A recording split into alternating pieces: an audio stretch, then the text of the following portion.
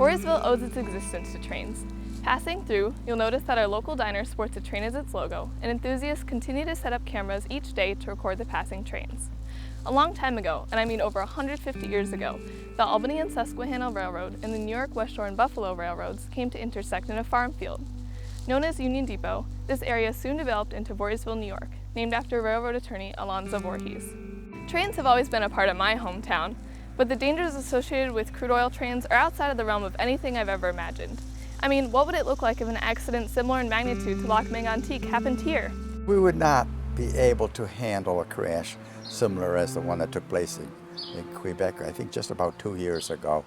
Reports from Lac Mégantic describe a 0.62-mile blast radius, taking the lives of 47 individuals and destroying over 30 buildings. A train, if it's traveling across this country, is going through many communities, and certainly I'm sure each one of those communities is interested in keeping things as safe as possible. But I'm encouraged to see that it is getting as much attention as it is, and it seems to be going in the right direction. Oh, I definitely feel they're dangerous. They're living time bombs for us and for an awful lot of people along the trail that goes down into Albany, from what I can see. Here's a map of my hometown of Voorheesville, New York, and you'll notice that it looks like a typical small town. Unfortunately, a 0.62-mile blast radius could destroy our local ambulance service, fire department, daycare center, elementary school, 2 parks, a number of businesses and residences downtown, as well as Bly Creek, a highly rated trout stream. We would probably be surprised what actually does travel through the village that people aren't paying attention to or aren't aware of. Many of us who've lived in the village for years, in the case of myself, we've been here 38 years, we've noticed a tremendous increase in the number of trains that have come through.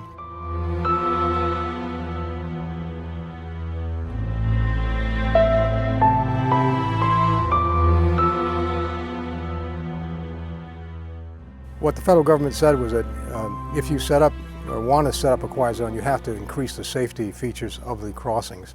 We have determined that the most opportune or the best way to do it is to have a addition of 2 gates to the 2 gates that are already at each crossing. So you'd have 4 gates. That's known as the 4-quad gate system. And what this does is basically add a measure of safety, because when 4 gates are down, it prevents any car, any vehicle from pulling out and trying to beat the train across the tracks. We think it's certainly relevant because it could, by reducing any risk of collision with an oil train, you obviously are reducing the risk of a catastrophe.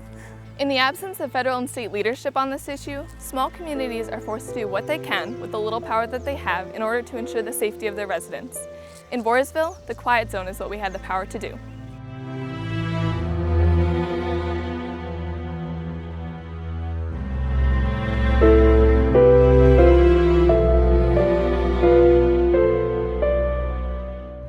It's not okay to put small communities in this position.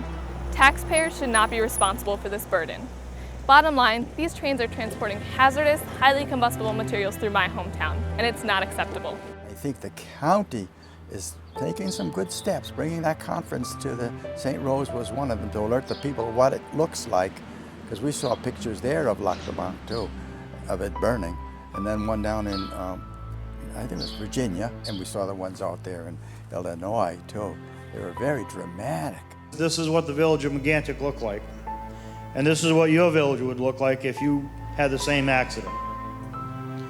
Folks, I'm not trying to scare you, but Daniel asked me to come out and show you this. I'm showing you the reality of what it was like to be on the ground in Mégantic. This is what it looked like. This is it. Because so much of the village is concentrated around the railroad tracks, we would be concerned of a like incident here, absolutely. We're especially concerned because the village's water supply is our wells, and the wells are not that far from the train tracks. So any type of catastrophic spill would not only obviously be a potential danger to lives, but could wreak havoc with the water supply of the village. So I think there is definitely a greater emphasis on the trains and what they're carrying. Money's king, but not to me. It's people are first. Oil trains have been showing up in the news all the time lately. Derailment disasters and first-hand accounts from people who have been through these tragedies pop up on our news feeds constantly. It's easy to shake it off and pretend an accident like this won't happen near you, But the reality is they can and will destroy communities if we don't work now to enact stricter safety measures and ultimately wean ourselves off of crude oil.